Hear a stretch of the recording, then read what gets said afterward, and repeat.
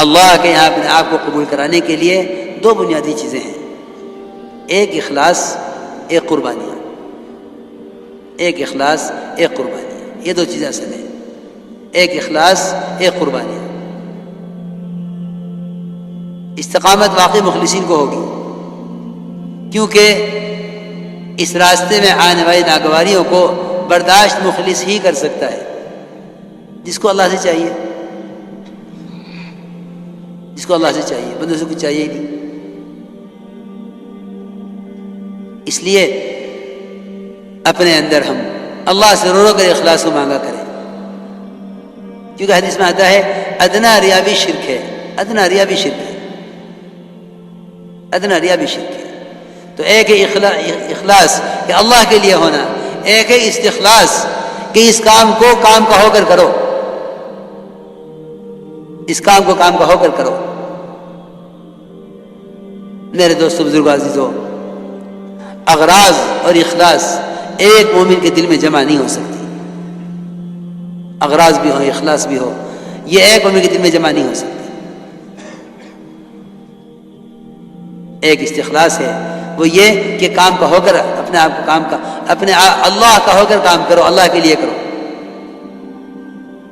کیونکہ کام کے ساتھ کسی غرض کا جڑ جانا ہجرت کو باطل کر دیتا ہے۔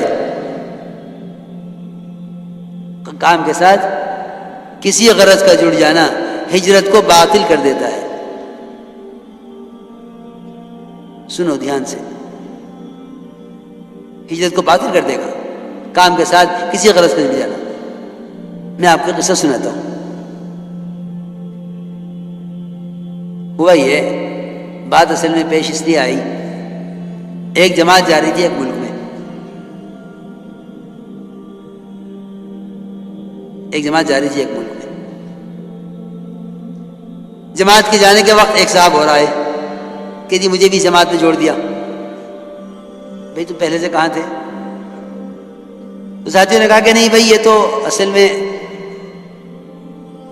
بہت اچھی انگریزی جانتے ہیں اور بڑے پرانے ساتھی ہیں، فلاں ملک میں انگریزی کی ضرورت ہے۔ میری بات بہت دھیان سے سننا بھائی، تو یہ اپنے کسی تجارتی کام سے جا رہے ہیں، وہ اپنا تجارتی کام بھی کر لیں گے اور جماعتیں بھی جڑ جائیں گے۔ میں نے کہا نہیں بھائی، اس میں تو میں ان کو جوڑنے کا نہیں، یہ اپنا تجارتی کام کریں، جا کے کریں، جب بھی واپس آ جائیں گے تجارتی کام کر کے فارغ ہو جائیں گے اس سے، پھر ہم دیکھیں کوئی جماعت ہوگی اس میں جوڑ دیں گے ان کو۔ لیکن تجارت اور دعوت دونوں ساتھ چلیں، کہ جماعت بھی نکل جاؤں تجارت بھی کر لوں، میں نے کہا یہ تو نہیں ہونے گا۔ تو کہنے لگے کہ اس میں کیا حرج ہے؟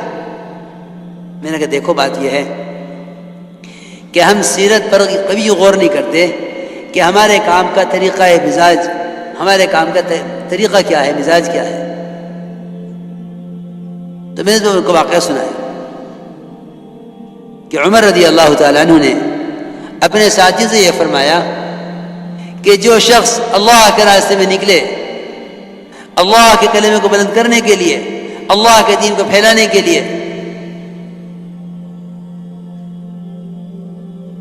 اور پھر وہ شخص غیروں کے ہاتھوں قتل کر دیا جاوے، تو تم اس کو شہید مت کہو۔ ساتھیوں میں عرض کیا مومنین، ایک آدمی اللہ کے راستے میں نکلا ہے، ایک آدمی اللہ کے راستے میں نکلا ہے، اللہ کے کلمے کو بلند کرنے کے لیے، اللہ کے دین کو پھیلانے کے لیے، پھر وہ شہید کر دیا گیا، اس کی شہادت میں کیا شک ہے؟ عمر نے فرمایا دیکھو بات یہ ہے کہ یہ نکلا تو تھا بے شک اللہ کے کلمے کو بلند کرنے کے لیے اور دین کو پھیلانے کے لیے، لیکن نکلنے کے زمانے میں، اللہ کے راستے میں نکلنے کے زمانے میں، یہ بات یاد رکھنا، اللہ کے راستے میں نکلنے کے زمانے میں اس نے گزرتے ہوئے ایک چھوٹی سی تجارت کر لی، کچھ بیچا، کچھ خریدا، جس سے اس کو کچھ نفع ہو گیا، اور وہ نفع بھی آگے اللہ کے راستے بھی خرچ کرے گا. فرمایا کہ یہ آدمی اللہ کے یہاں شہید نہیں کہلائے گا. تم یہ کہو کہ اللہ کے راستے میں قتل ہو گیا ہے، اللہ اس کو اپنے فضل سے جنت میں داخل فرما لے. اس کے لیے دعا کرو کہ اللہ اس کو اپنے فضل سے جنت میں داخل فرما لے.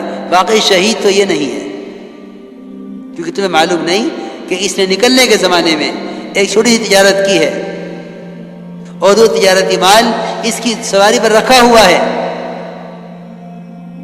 یہ اللہ کے یہاں شہید نہیں کہلائے گا. اس لیے میرے دوستو عزیزوں، میں سوچ رہا تھا، میں نے کہا علماء نے تو یہ لکھا ہے کہ حج میں کوئی آدمی اگر تجارت بھی کر لے تو کوئی حرج نہیں ہے. لیس علیکم جناح ان تبتغوا فضلا من ربکم، کہ تجارت بھی کر سکتے ہو حج کے ساتھ.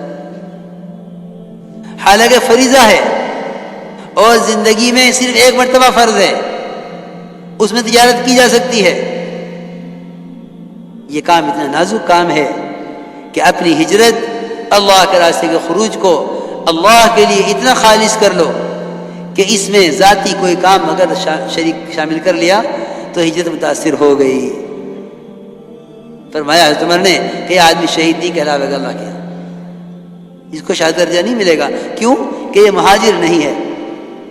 مہاجر تو صرف اس کو کہتے ہیں جس کے نکلنے کی کوئی غرض نہیں سوائے اللہ کے کلمے کو بلند کرنے اور اللہ کے دین کو پھیلانے کے، اس کے علاوہ کسی چیز کا بھی ارادہ نہ کرے. کہ ایک صحابی نے عرض کیا کہ یا رسول اللہ، میں اللہ کے راستے میں نکلنا چاہتا ہوں کہ اس لیے نکلتا ہوں مجھے ایک تیر مل جاوے. آپ نے فرمایا تیرے لیے اللہ کے راستے میں نکل کر اس تیر کے سوا دنیا اور آخرت میں کچھ نہیں ہے. اس تیر کے سوا اور کچھ نہیں ہے. اس لیے میرے دوستو بزرگوں عزیزوں، اسے کہتے ہیں استخلاص، کہ اس راستے میں اللہ کے ہو کر، اللہ کے کام کے ہو کر نکلے. کیونکہ اپنی اغراض کو خروج کے وقت میں شامل کر لینا یہ ہجرت کے ثواب کو ختم کر دیتا ہے اور شہادت کے درجے سے روک دیتا ہے. اس میں حضرت عمر کا واقعہ سنایا ہے. اس لیے ہمیں ان نیتوں کے ساتھ اس محنت کو کرنا ہے کہ اپنی نیتوں کو خالص رکھو، نیتوں کو خالص رکھو. کیونکہ دیکھو بھائی دوستو، بات یہ ہے کہ کارنامے تو لوگ بڑے بڑے کرتے ہیں، کیونکہ حسن خاتمہ کہ حسن خاتمہ جو ہے وہ صرف حسن عمل پر نہیں ہے بلکہ حسن نیت بھی شرط ہے. حسن نیت، حسن عمل، یہ دونوں چیزیں ہوں حسن خاتمہ، تو پھر حسن خاتمہ کی امید کی جا سکتی ہے. ورنہ یہ بات نہیں ہے کہ ایک آدمی نے بڑا اچھا کام کیا ہے تو اب اس کے اس سے اچھے عمل کی وجہ سے اس کا خاتمہ جو ہے، اس کا خاتمہ بھی اچھا ہو جائے. دیکھو میری بات دھیان سے سننا بھائی، بڑے بڑے کارنامے لوگ انجام دیتے ہیں، بڑے بڑے کارنامے انجام دیتے ہیں لوگ دنیا میں، زندگی کے یعنی دنیا کے تمام شعبوں میں، حکومت میں، تجارت میں، زراعت میں، دعوت اور تبلیغ میں، جتنے بھی شعبے ہیں لوگ اس میں بڑے بڑے کارنامے انجام دیتے ہیں. وہ کیا ہوتے ہیں کہ جی ہم نے فلاں کام، فلاں کی یہ مدد کی ہے، ہم نے فلاں کام میں یہ کارنامہ انجام دیا ہے. لیکن یہ بات یاد رکھنا ہمیشہ کہ حسن خاتمہ حسن نیت پر ہوگا، محض حسن عمل پر نہیں ہوگا. اس پر میں آپ کو واقعہ سناتا ہوں. صحابہ کرام کا مقابلہ تھا مشرکین کے ساتھ. ایک طرف صحابہ کی فوج، ایک طرف مشرکین. صحابہ فرماتے ہیں اچانک ہم نے دیکھا کہ ہمارے درمیان میں ایک آدمی، اور وہ اتنا زبردست حملہ کرتا تھا مشرکین پر کہ ایک ہی حملے میں اس نے 7-8 مشرکین کو قتل کر دیا. صحابہ فرماتے ہیں ہم حیران ہو گئے کہ یہ آدمی کون ہے. چنانچہ اس آدمی کی وجہ سے، قزمان اس کا نام تھا، قزمان کی وجہ سے صحابہ کو فتح ہو گئی اور مشرکین کو شکست ہو گئی۔ صحابہ حیران تھے۔ پھر یہ جنگ کا میدان صاف ہو گیا، مشرکین چلے گئے، بھاگ گئے، فتح صحابہ کو ہو گئی۔ تو یہ قزمان کیونکہ زخم بہت آ گئے تھے تو ایک طرف پڑے ہوئے تھے میدان میں، سارے صحابہ جمع ہو گئے ان پر اور کہنے قزمان تمہارے لیے بڑی خوشخبری ہے، آج تم نے کمال کر دیے، تمہاری وجہ سے ہمیں فتح ہو گئی۔ قزمان نے کہا مجھے کہیں کی خوشخبری سنا رہے ہو؟ تم میری قوم کے لوگ ہو، تم میری قوم کے لوگ ہو، میں نے اپنی قوم کا ساتھ دیا ہے، خوشخبری تو اس کو سناؤ جس نے اللہ کے لیے کیا ہو۔ حالانکہ صحابہ کی مدد کی ہے، صحابہ کی مدد اسلام کی مدد، لیکن قزمان نے صاف کہہ دیا کہ میں نے تو، تم میری قوم کے لوگ ہو اس لیے میں نے تمہاری مدد کی ہے۔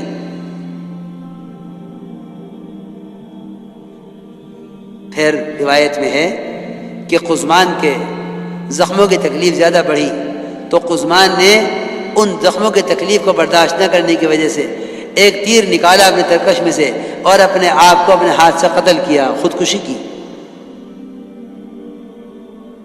یہ میں عرض کرنا چاہتا تھا۔ کام بڑے بڑے ہو رہے ہیں لیکن اپنی نیتوں کو ہر وقت حاضر رکھو۔ ہم سمجھتے تھے تصحیح نیت کا مطلب ہے احضار نیت، کہ نیت کو حاضر رکھو ہر وقت، ہم کیوں کر رہے ہیں، ہم کیوں کر رہے ہیں، یہ کام ہم کیوں کر رہے ہیں۔